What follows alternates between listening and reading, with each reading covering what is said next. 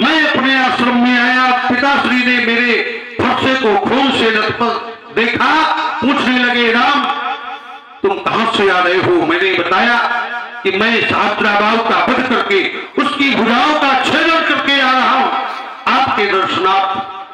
पिताश्री ने मुझे धिक्कारा, तूने एक चक्रवर्ती राजा की हत्या की है और चक्रवर्ती राजा के वध का तुम्हें प्रायश्चित करना पड़ेगा। मैं संकुचित होकर हाथ जोड़कर पूछने लगा, पिताश्री चक्रवर्ती राजा की हत्या का प्रायश्चित क्या होता है। तब पिताश्री ने बताया, धरती के 3.5 करोड़ तीर्थों का पैदल परिभ्रमण करो, यही इसका प्रायश्चित है। मैंने समस्त धरती के 3.5 करोड़ तीर्थों का पैदल परिभ्रमण किया, परंतु मेरे पैरों को श्रम नहीं हुआ, कोई थकान का आभास नहीं हुआ। अरे ये तो आपके गुरु बाबा को चरण सेवा कराने की आदत हो गई है, आप लोगों ने बिगाड़ दिया है। मुनिवर शयन कीन तब जाई, लगे चरण चापन धोलू भाई। आपके गुरु बाबा जब शयन करते तो ये दोनों भैया उनकी चरण सेवा करते, ऐसा होना चाहिए। ये तो बहुत बड़ी बात है। राम तुम्हारे जीवन में जो आदर्श छिपे हैं उन्हें यदि मनुष्य थोड़ा सा भी अपने जीवन में धारण कर ले तो उसका जीवन धन्य धन्य हो जाएगा। क्यों? क्योंकि तुम्हारे द्वारा केवल विश्वामित्र जी की चरण सेवा नहीं की जाती, बल्कि हमने तो सुना है कि प्रातः काल उठ गए रघुनाथ, मातु पिता गुरु ना बही माथा। प्रातःकाल होते ही आप अपनी माता पिता और गुरुजनों को प्रणाम कर उनका आशीर्वाद लेते हैं, इसके बाद अपने दैनिक कार्य प्रारंभ करते हैं। धन्य है तुम्हारा जीवन, परंतु मेरा प्रश्न यथावत है, इसलिए सुनो। यद्यपि तुमने वशिष्ठ की पाठशाला में विद्या अध्ययन किया, विश्वामित्र जैसे विज्ञानी महात्मा के सानिध्य में रहकर अपने जीवन के कुछ समय को बिताया, फिर भी सेवक नहीं जानते हो सेवक किसे कहते हैं। सुनो, सेवक सो जो करे सेवकाई, अरे करनी करी करिए लड़ाई। सेवक वह है जो सेवा का कार्य करे। यहाँ धनुष तोड़कर कोई सेवा थोड़ी की गई है भाई। सेवा का जो कार्य करे उसे सेवक मानना चाहिए, और जो दुश्मनी का काम करे उसे ताल ठोक कर लड़ाई लड़नी चाहिए। सुनो, सुनहु राम जहि शिव धनु तोरा, सहस बाहु सम सोरी। हे राम, सुनो, जिसके द्वारा भी भगवान शिव का आयुध तोड़ा गया है वो मेरा सामान्य कोटि का शत्रु नहीं, बल्कि शास्त्राभाव के समान का शत्रु है। इसलिए मेरी घोषणा है, सो बिल गाँव बिहाई समाजा, नत मारे जई है सब राजा। जिसने भी धनुष को तोड़ा है सो बिल गाँव समाज से अलग हो जाए। यदि वो समाज से अलग नहीं हो रहा तो बिहाई समाजा, समाज ही उसको अलग कर दे। यदि ये दोनों स्थितियां नहीं बनी तो घोषणा है, मारे गई है सब। इस महफिल अधिवेशन में सम्मिलित होने वाले सभी राजा एक तरफ से मारे जाएंगे। सुनी सुनी मुनि बचयो लखन मुस्काने, बोले परसु धरई अपमाने।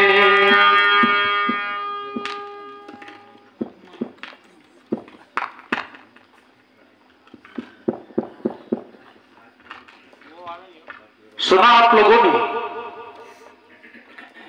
महात्मा श्री परशुराम जी का कथन।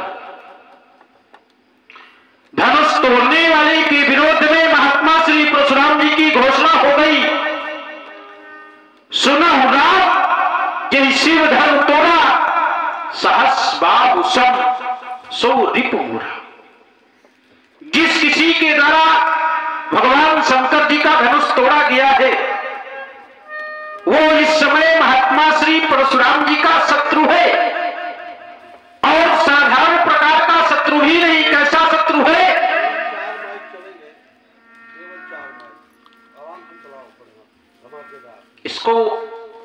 आप ठीक करते हैं तो महात्मा जी को हम ठीक करते हैं, क्योंकि ये भी शाम से बिगड़ रहा है और महात्मा जी भी काफी देर से बिगड़ रहे हैं। तो स्थिति कुछ ऐसी बनाइए कि आप इसको ठीक करिए, हम इनको ठीक करें। महात्मा जी कह रहे हैं धनुष तोड़ने वाला मेरा शत्रु है। और कैसा शत्रु है? बोले सहस्त्रा बाहु के समान का शत्रु है। आप लोग बिल्कुल भी चिंता न करें, सभी लोग बड़ी शांति के साथ बैठे, कोई राजा नहीं मारा जाएगा। क्या कह रहे थे? सो मिल गाय विहाय समाजा और न तुम्हारे जय है सब राजा।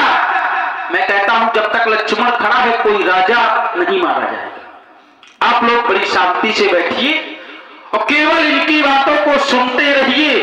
पर एक बात ध्यान देना, सुनना तो, पर इनकी बातों को जीवन में उतार मत लेना कभी गलती से, क्योंकि इनका चरित्र बड़ा अटपट है।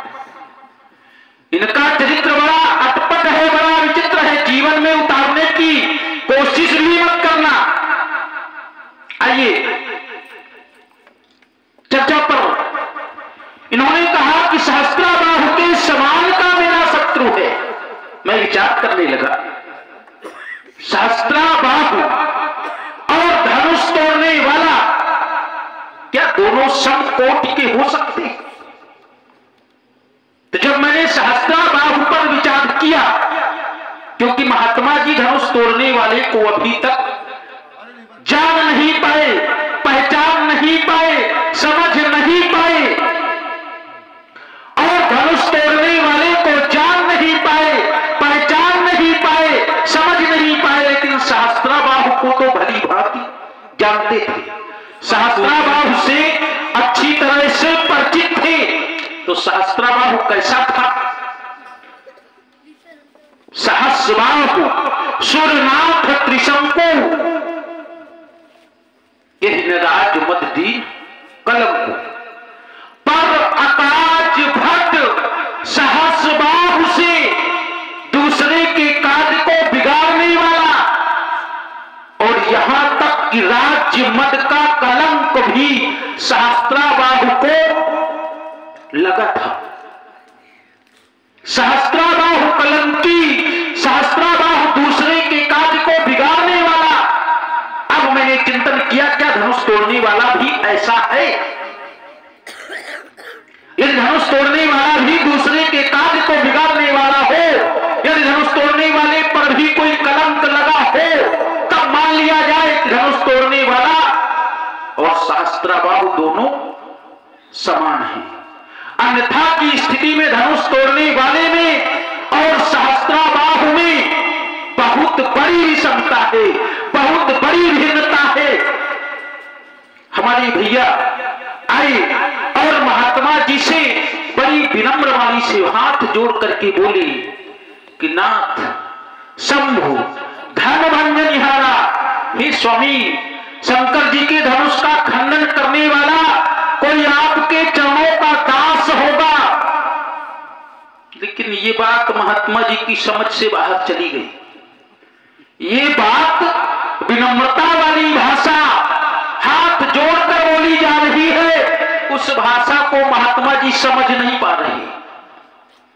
और मुझे लगता है कि लक्ष्मण की भाषा इनकी बहुत जल्दी समझ में आएगी। ये भैया के विचारों की भाषा समझे या न समझे, लेकिन मेरा विश्वास ये कहता है, क्योंकि जैसा देवता हो पूजा भी उसी कोटि की होनी चाहिए। देवता प्रसन्न तभी होता है। जिस तरह का देवता हो तो उसकी पूजा भी उसी तरह से करनी चाहिए। अतिरिक्त बोले वचन कठोरा थे, भैया के विचारों की भाषा कहां समझ में आएगी? जहां अतिरिक्त है, जहां क्रोध व्याप्त है शरीर में, वहां विनम्रता प्रभाव नहीं दिखा पाती। और महाराज सब कुशल मंगल? मंगल तो कुशल भी यहाँ सदैव रहती है और मंगल भी सदैव रहता है।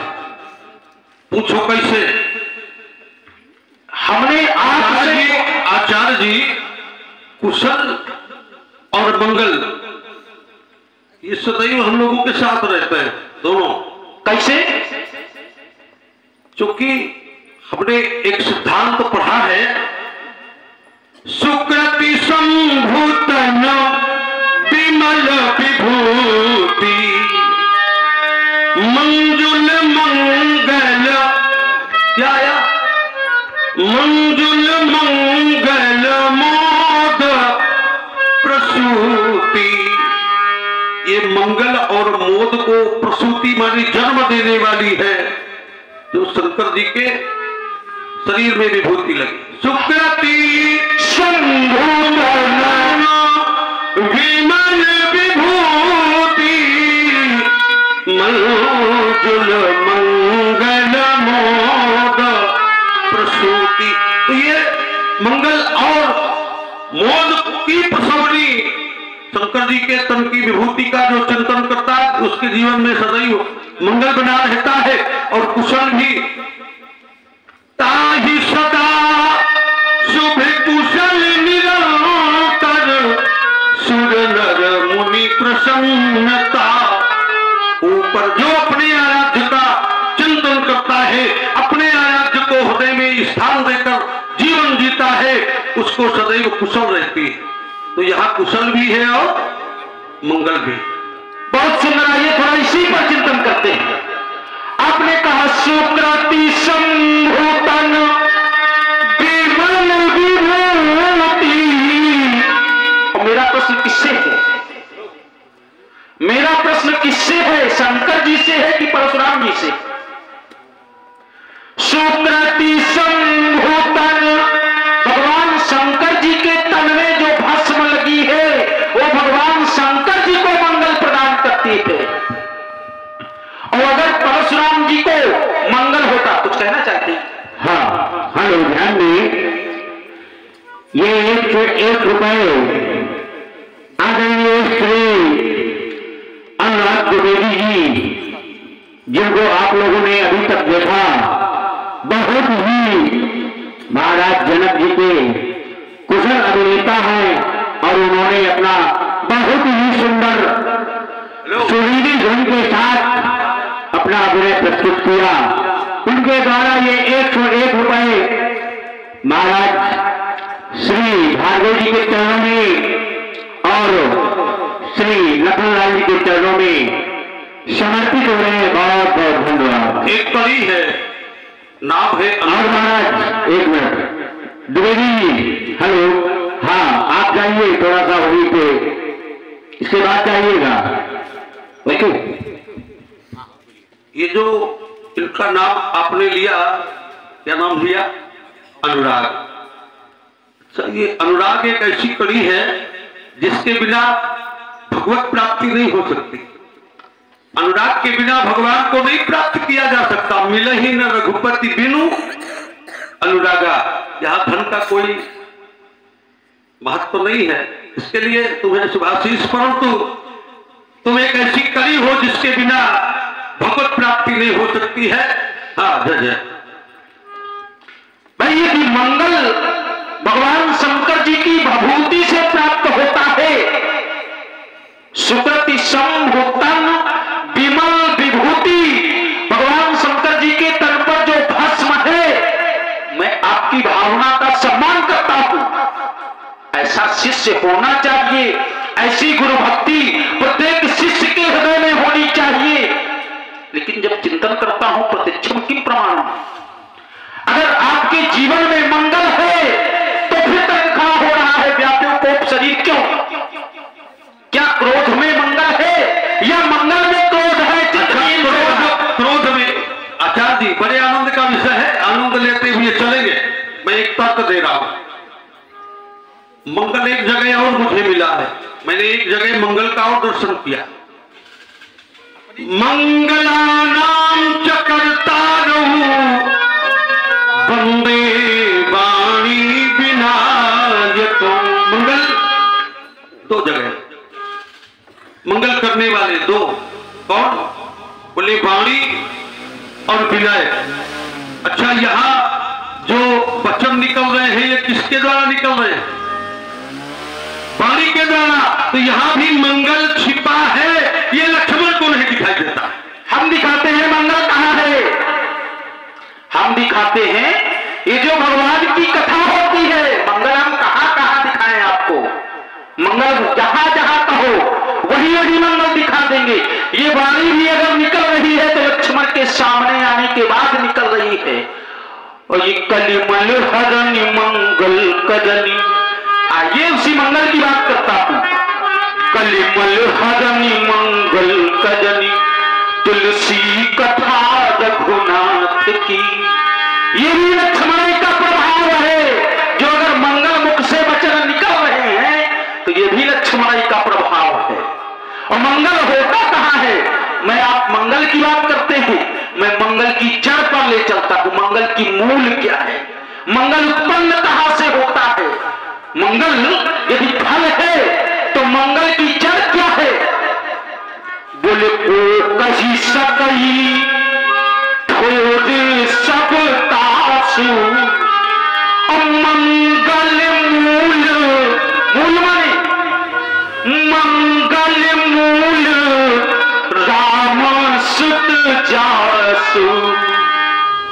मंगल की मूल शंकर जी को कही सकई ठोर सब तासु, मंगल मूल, मंगलों की जड़, मंगल जहां से उत्पन्न होता है। हाँ धन्य, ये 51 रुपए श्री रमेश श्रीवास इनके द्वारा ये श्री भार्गव जी के चरणों में और श्री लक्ष्मण जी के चरणों में प्रदत्त हो रहे हैं। बहुत बहुत धन्यवाद। अच्छा, मंगल कहते किसे? एक बिंदु बनता है जिसमें होते से भाई सब लोग बैठे हैं, हो सकता है कि सभी लोग न जानते हो कि मंगल किसे कहते हैं। बहुत लोग जानते हैं मंगल एक दिन होता है, तो सोमवार के बाद आता है, बुधवार के पहले, ऐसा भी हो सकता है ना भाई। समाज को ऐसा दर्शन देना चाहिए कि लोगों को पता लगे कि किस विषय पर चर्चा हो रही, विषय वस्तु क्या है। बताइए, कुशल छेन पूछ रहा है, अभी कुछ देर पहले अपने गुरुदेव भगवान के साथ आकर के प्रणाम किया। प्रणाम क्या किया? पुण्य चरणों में मेले दो भाई, दोनों भाइयों को हमारे चरणों में मेल दिया। क्यों? पुण्य चरणों में मेले दो भाई। और यहां चर्चा हो रही मंगल की। मंगल कहते किसे? मंगल है क्या? मंगल का अर्थ क्या होता है, जिसकी हम बहुत देर से चर्चा कर रहे हैं। भाई, अगर मंगलम भगवान विष्णु, मंगलम गरुड़ध्वज, मंगलम पुंडरीकाक्ष और मंगलाय तनो हरि, मंगल है मंगल लो। यदि भगवान विष्णु मंगल स्वरूप है, उनके तमाम रूपों का वर्णन किया गया। जहां गरुड़ध्वज, पुंडरीकाक्ष, पुंडरीक माने कमल, अक्ष माने नेत्र, जहां कमल नयन, कमल के समान खिले हुए बड़े नेत्रों वाले। परंतु एक जगह यहां भी आया, मंगलम भगवान शंभो, मंगलम वटभध्वज, मंगलम पार्वतीनाथ, मंगलाय तनो शिवा। भगवान शिव ही मंगल स्वरूप है। मंगल क्या है? शंकर जी मंगल स्वरूप। मंगल यद्यपि वेश अमंगल है, मंगल माने होता है कल्याण।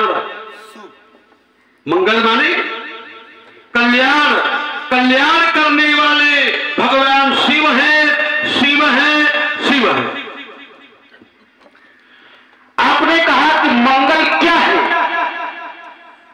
उसका आपने अपने तरीके से अर्थ निकाला। मंगल माने कल्याण, लेकिन यहां भी थोड़ा चिंतन की आवश्यकता है। क्या मंगल का अर्थ कल्याण पर्याप्त है? तो फिर मंगल का भवन भगवान शंकर को कह दिया जाता, और हम गप नहीं सुनाते।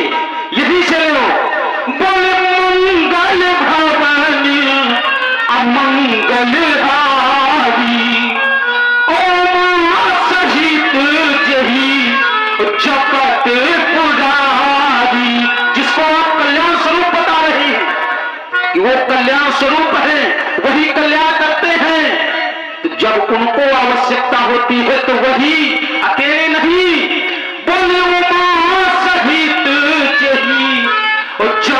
पुरारी, पुरारी माने भगवान शंकर की कोई दूसरा। तो जब स्वयं कल्याण स्वरूप है तो मंगल के भवन अमंगल को हान करने वाले क्यों जपते हैं? भाई मंगल माने कल्याण। शंकर जी इतना बड़ा मंगल करते हैं, ये कह रहा है कि हम गप नहीं करते। अभी तुमने गप देखा नहीं है और गप सुना भी नहीं। हम गप सुनी जाती है, हमने गप किया। मंगलम भगवान शंभो मंगलम भगवद्गीता, क्या ये गप है? इसके जैसे गैर पढ़े लिखे लोग कह सकते हैं ये गप है। देखिए, मंगल भवन अमंगल हारी भी उस सुगत संबुतन विमल विभूति मंजुल मंगल मोद प्रसूति की पूजा करता है। पुल्लिंग थापि विधि व्रत करी पूजा, शिव समान प्रिय मोहिना दूजा। वो भी भगवान शंकर जी की जो सुगत संबुतन है, वो मंगल अमंगल हारी मंगल भवन भी लिंग स्थापित करके उसकी पूजा करता है, क्योंकि वो मंजुल मंगल मोद प्रसूति। और जिस समय उन्हीं भगवान शंकर जी से पूछा जाता है तो वो तो लिंग की स्थापना करके पूजा करते हैं, लेकिन भगवान शंकर कुछ बोलने से पहले, यदि कुछ बोलना भी चाहते हैं भगवान शंकर, तो कुछ बोलने से पहले ऐसे हाथ जोड़ के प्रणाम करते हैं। इसके बाद निकलती है, इसके बाद वाणी निकलती है कैसे? बोल करी प्रणाम मही त्रिपुरारी, ओ हरसी सुधासन गिरा उचारी।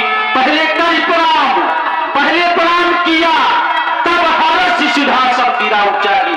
वही भगवान शंकर, वो तो लिंग की स्थापना करके पूजा करते हैं, लेकिन भगवान शंकर यदि कुछ बोलना भी चाहते हैं, आपकी तरह नहीं कि कुछ भी मन में आए बोल जाए, नहीं, आपके गुरु बाबा बोलने से पहले भी प्रणाम करते हैं। वो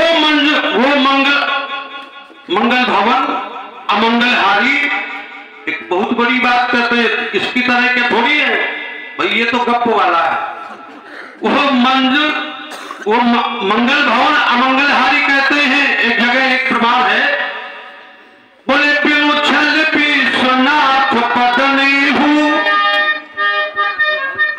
बिनु छल विश्वनाथ पदनी हूँ। एक एक शब्द सुनिएगा, बिनु छल, छल न हो, इस तरह उछल भी ना हो।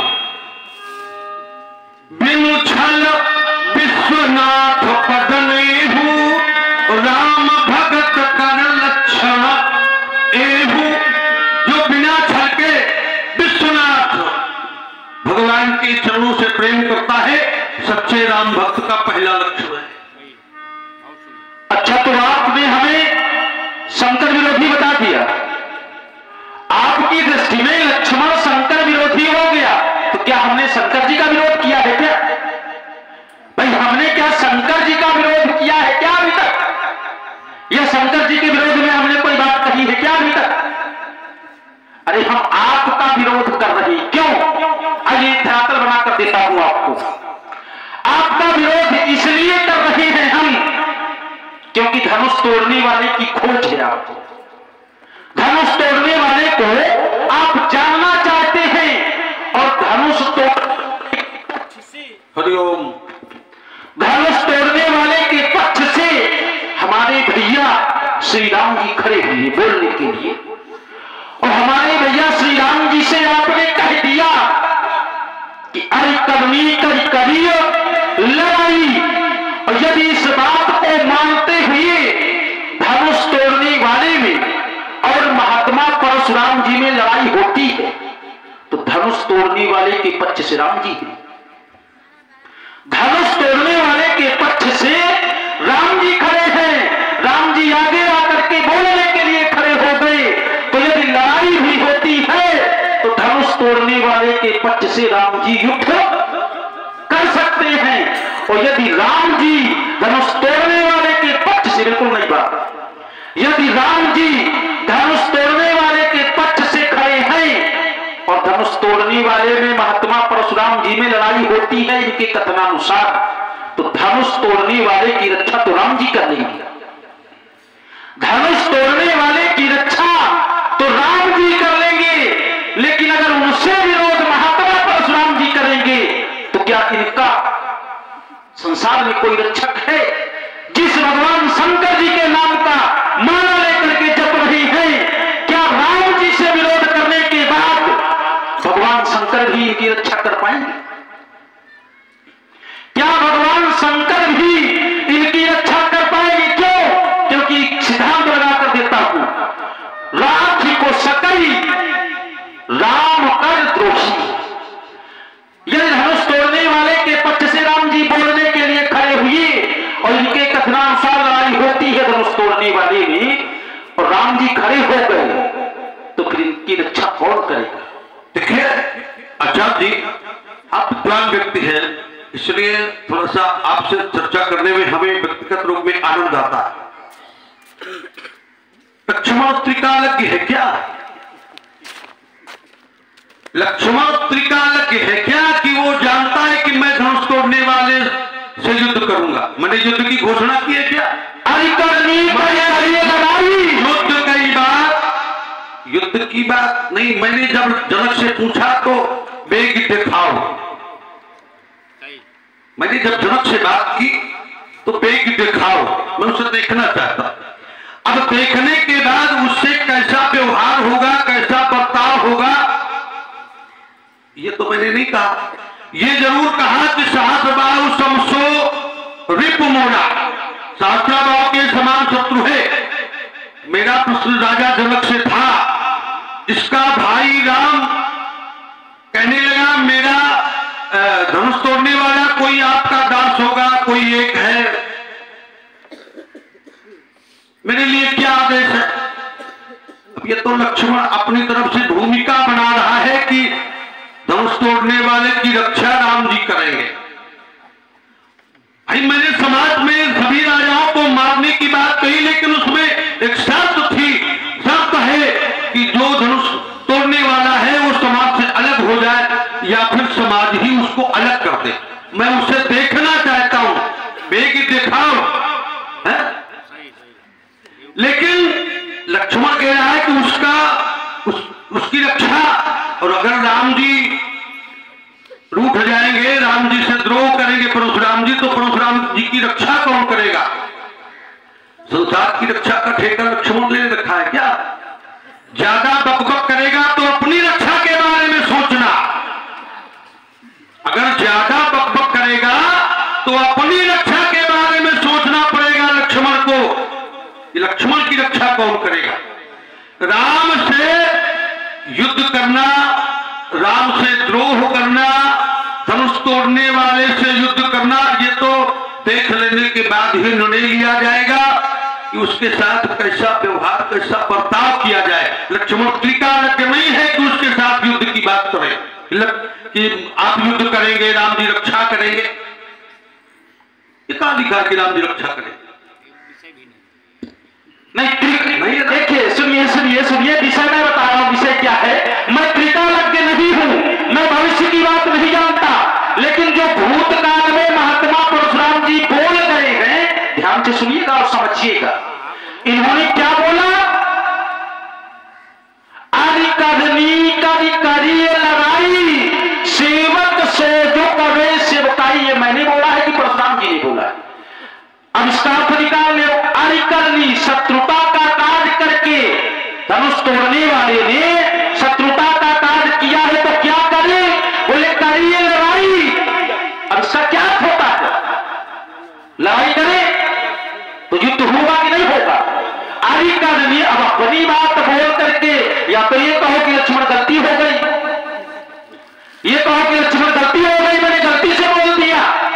अब जब पकड़ गए तो बोले लक्ष्मण त्रिकालज्ञ है क्या? लक्ष्मण तीनों कालों की बात जानता है क्या? अरे तीन काल नहीं, ये भूतकाल की घटना है। आपने स्वयं कहा है कि वो आप कह रहे हैं जब वो सामने आएगा तब फिर क्या करना है मैं निर्णय लूंगा। तो फिर कहो कि मुझसे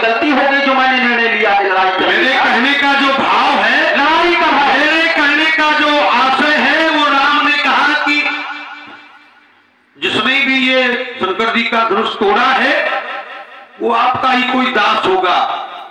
नाथ शंभुधनु भंजनी हारा होई ही क्यों एक दास तुम्हारा। तो राम को मैंने बताया कि दास तो वो है जो सेवा करे, सेवक सो जो करे सेवकाई, और जो दुश्मनी का काम करे उससे ताल ठोक कर तो लड़ाई। मैं देखना चाहता हूं धनुष तोड़ने वाले को। ये बात सही है कि मैं अपनी दृष्टि से उसे सहस्त्राबाहु के समान शत्रु मानता हूं। उसके द्वारा जो धनुष तोड़कर धनुष के साथ जो व्यवहार बर्ताव किया गया है उसमें वो मेरा सहस्त्राबाहु के समान है शत्रु। इसमें कोई संदेह की बात नहीं, ये सर्वथा सत्य है। मैंने कहा है और वो मेरा सहस्त्राबाहु के समान शत्रु है। अच्छा, ये सहस्त्राबाहु के समान शत्रु नहीं हो सकता हुआ आपका। महोदय जी हमें दूसरा माइक प्रदान करें तो अच्छा रहेगा। धनुष तोड़ने वाला सहस्त्राबाहु के समान आपका शत्रु नहीं हो सकता। अब वो ऐसे नहीं हो सकता कि सहस्त्राबाहु के लिए मैंने आपको प्रमाण दिए थे, वो दूसरे के कार्य को बिगाड़ने वाला है, वो पापाचारी है, वो धर्माचारी है, वो संत विरोधी है, वो ऋषि विरोधी है। क्या धनुष तोड़ने वाला भी संत विरोधी है? क्या धनुष तोड़ने वाला भी ऋषि विरोधी है? क्या धनुष तोड़ने वाला भी धर्म का भक्षक है? क्या धनुष तोड़ने वाला भी धर्म का भक्षक है? नहीं। और सहस्त्राबाहु ने, अच्छा आइए मैं एक शास्त्र मत देता हूं आपको। धनुष तोड़ने वाले और सहस्त्राबाहु में एक भिन्नता में शास्त्र से उठाकर देता हूं। धनुष तोड़ने वाले ने जो ये कृत्य किया, धनुष को तोड़ा, और सहस्त्राबाहु ने आपके गुरु, आपके पिताजी के आश्रम से बलात् गौ का हरण किया। ये दो कार्य आप ला करके क्षमता कर रहे हैं। इन्हीं दो कार्यों में आपको मैं भिन्नता दे रहा हूं। कैसे? जिस समय धनुष तोड़ने वाले ने धनुष को तोड़ा, जिस समय धनुष तोड़ने वाले ने धनुष को तोड़ा तो धनुष तोड़ने वाले की जय जयकार की गई, धनुष तोड़ने वाले की आरती की गई, और धनुष तोड़ने वाले को क्या मिला? यश मिला। धनुष तोड़ने वाले को यश मिला। बोले मही पाताल नाक यश व्यापा, ओ मुख बड़ी सी भंजहु चापा, रही भुवन भरी जय जय वाणी। जय जयकार। ओ धनुष भंग ध्वनि जात न जानी। जय जयकार इतने जोरों से हुई धनुष तोड़ने वाले की कि धनुष टूटने की ध्वनि कमजोर पड़ गई। और इतना ही नहीं,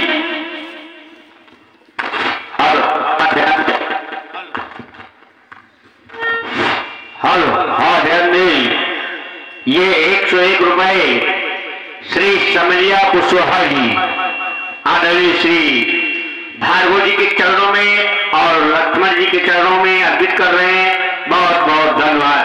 और 21 रुपए संदीप साहू जी, ये भक्त भी भार्गव श्री जी के चरणों में और लक्ष्मण जी के चरणों में समर्पित कर रहे हैं। बहुत बहुत धन्यवाद। जिस समय धनुष तोड़ने वाले ने धनुष को तोड़ा तो उनके ऊपर पुष्पों की वर्षा की गई। बोले पर सही पुष्प रंगी बहुमाला, वही किन्नर गीत रसाला। सुंदर मांगलिक गीत गाए जा रहे हैं, पुष्पों की वर्षा की जा रही है धनुष तोड़ने वाले के ऊपर। अब दूसरा पक्ष जो आपका सहस्त्राबाहु का है, तो क्या धनुष तोड़ने वाले के साथ जो व्यवहार किया गया, क्या सहस्त्राबाहु के ऊपर किसी ने एक पुष्प की पंखुड़ी डाली हो तो एक प्रमाण दे देना। धनुष तोड़ने वाले के लिए किसी ने अगर ताली भी बजाई हो, जय जयकार तो छोड़ दीजिए, सहस्त्राबाहु के लिए अगर किसी ने ताली भी बजाई हो तो एक प्रमाण दे देना। मैं मान धनुष तोड़ने वाले में वो सहस्त्राबाहु में समता है ये इसी पर छोटी छोटी। केवल फूल बरसा देने से, किसी के द्वारा जय जयकार कर देने से ये आवश्यक नहीं है कि यह कार्य धर्म सम्मत हुआ। इसे विचार करने की बात है। एक बार एक यज्ञ और हुआ था, इस धनुष यज्ञ के पूर्व भी एक यज्ञ हुआ था। वो यज्ञ हुआ था जिसे राजा दक्ष ने किया था, दक्ष प्रजापति ने। और क्यों किया था?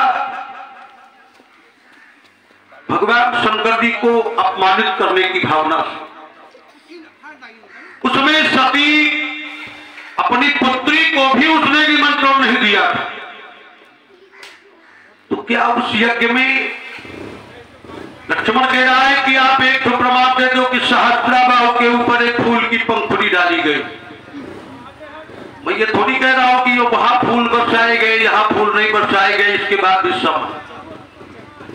समता का मानक जो है वो तुम्हारी दृष्टि में फूल बरसाने वाला है, और मेरी दृष्टि में समता का मानक है कि दोनों तरफ जो अपराध हुआ है, जो अपमान जैसी स्थिति बनी है, वो मेरे लिए एक तरफ पिताश्री है और धनुष तोड़ने वाले ने गुरुदेव भगवान के धनुष को तोड़ा है। तो गुरु और पिता सम है। भाई सन्यासियों की परंपरा में गुरु अपने स्थान, अपनी संपत्ति और अपनी विद्या का अधिकारी अपने शिष्य को ही तो सौंपता है, बनाता है। क्यों? ये गुरु परंपरा की व्यवस्था है। जिस प्रकार से पिता अपनी संपत्ति का अधिकारी अपने पुत्र को बनाता है, उसी तरह एक सदगुरु भी अपने शिष्य को अपनी विद्या और अपने स्थान की व्यवस्था का उत्तराधिकारी अपने शिष्य को बनाता है। इस परंपरा का निर्वहन करते हुए मेरा मानक गया सहस्त्राबाहु सम सो रिपुमोर, वो सहस्त्राबाहु के समान है। अब उस यज्ञ की मैं चर्चा कर रहा था। दक्ष प्रजापति के यहाँ यज्ञ हुआ, उसमें भी तो खूब दक्ष प्रजापति की जय हो, महाराज प्रजापति दक्ष की जय हो, सभी देवताओं ने किया। मांगलिक गीत देवांगनाओं के द्वारा गाए गए। विमानों पर बैठ बैठकर मांगलिक गीत गाकर उस यज्ञोत्सव में सम्मिलित होने के लिए सभी देवता अपनी अपनी पत्नियों के साथ वहां गए। केवल शिव और सती मां को वहां कोई निमंत्रण आमंत्रण वहां से नहीं आया था। दक्ष प्रजापति ने नहीं भेजा था। बाकी सारे देवता यज्ञ कराने वाले कोई साधारण व्यक्ति थे क्या? वहां जो यज्ञाचार्य थे, ऋत्विज थे, क्या वहां वेद मंत्र नहीं पढ़े गए? तो इसका ये अर्थ थोड़ी है। पर क्या वो यज्ञ सफल हुआ? क्या उस यज्ञ की प्रशंसा किसी ने की? ये कह देना बहुत सरल है कि यहाँ फूल बरसाए गए, यहाँ जय जयकार की गई, इसलिए ये बिल्कुल न्याय संगत बात है, ये हम नहीं मानते हैं। किसी बात को ठीक तरीके से जांच लेना चाहिए, परख लेना चाहिए, समझ लेना चाहिए, इसके बाद भी ही उसको कहना चाहिए। इसीलिए मैं धनुष तोड़ने वाले को देखना चाहता। आपने कहा कि गुरुजी संन्यास परंपरा में अपने आश्रम और अपनी संपत्ति पर अधिकार अपने शिष्य को देते हैं। भावना कितनी अच्छी है शिष्य की। कहीं कैलाश पर कब्जा करने की भावना से तो नहीं इसके ऊपर तांडव करने आ गए कि अगर थोड़ा बहुत गुरु भक्ति दिखा देंगे तो हो सकता है शंकर बाबा प्रसन्न हो जाए और कैलाश पर मिल जाए थोड़ा बहुत। महाराज भाई एक आधा शिष्य हो तो ये भी चलेगा, एक आधा शिष्य हो तो ये भी चलेगा, लेकिन भगवान शंकर क्या अकेले परशुराम जी के गुरु हैं क्या? पहली बात तो मैंने संपत्ति जैसे शब्द का नाम नहीं लिया, मैंने विद्या और आश्रम की व्यवस्था दो का नाम लिया है। पहले अपनी श्रवण शक्ति सुधारो कि मैं क्या कह रहा हूं और तुम्हारा विवेचन किस शब्द को लेकर चल पड़ा। मेरा कथन है कि अपने गुरुदेव भगवान अपने शिष्य के लिए आश्रम की व्यवस्था और अपनी विद्या, संपत्ति का नाम नहीं है, आश्रम की व्यवस्था और अपनी विद्या अपने शिष्य के लिए प्रदान करते हैं। मेरा शब्द यह है, विद्या की जगह संपत्ति को जोड़कर विवेचन करना सर्वथा अनुचित है। सन्यासियों की जो मूल संपत्ति है वही तो विद्या है। एक शिष्य के लिए गुरु से मूल संपत्ति क्या मिल सकती है?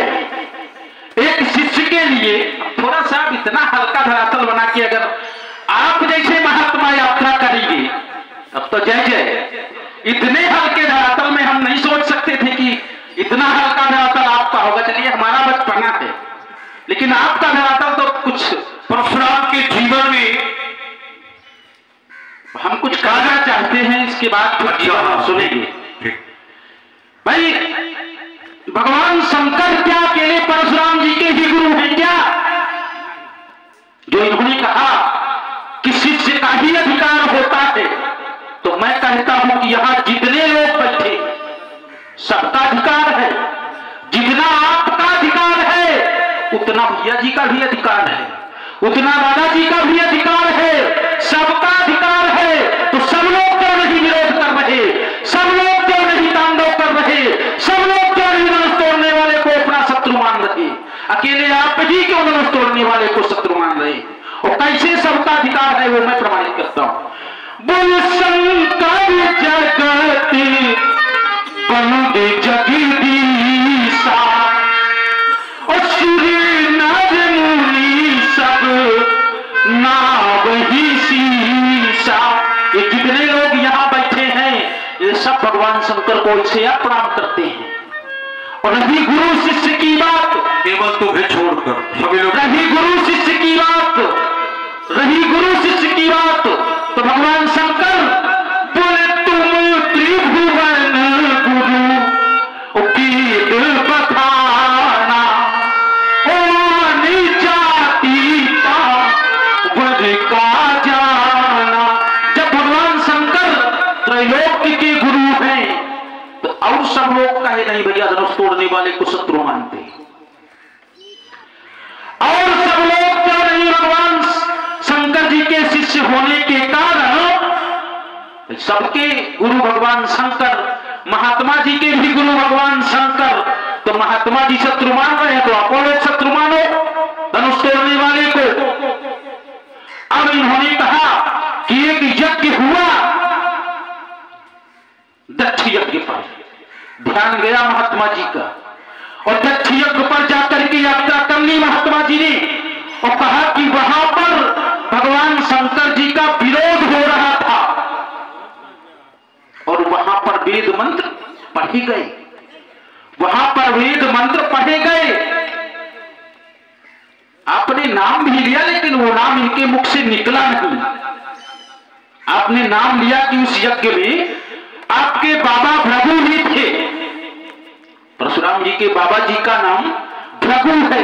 अब इनके बाबा भृगु जी, देख लीजिए पारिवारिक राजनीति इनकी, बाबा भृगु जी महात्मा, इतने बड़े संत भगवान शंकर जी के विरोध में यज्ञ करवा रहे थे। जो यज्ञ भगवान शंकर जी के विरोध में हो रहा था उस यज्ञ को इनके बाबा जी करवा रहे थे, और उस यज्ञ की रक्षा भी की इनके बाबा जी ने। और आज धनुष टूटा है तो नाती शंकर जी के पक्ष से खड़े। कुछ बोलना चाहते हैं आप बोलिए तब हम बोले। और इन्होंने कहा कि उस यज्ञ में जय जयकार हुई, मंत्रोच्चार हुए, वेद मंत्र पढ़े गए। हाँ, इस बात को मैं स्वीकार करता हूं, वहां माता सती भगवान शंकर को छोड़ करके सबको निमंत्रण दिया गया। मैं ध्यान वहां ले जाना चाहता हूं। हेलो, हाँ ध्यान दे।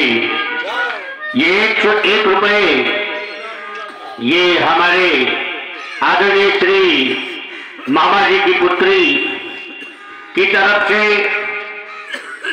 श्री भार्गव जी के चरणों में कुमारगंज निवासी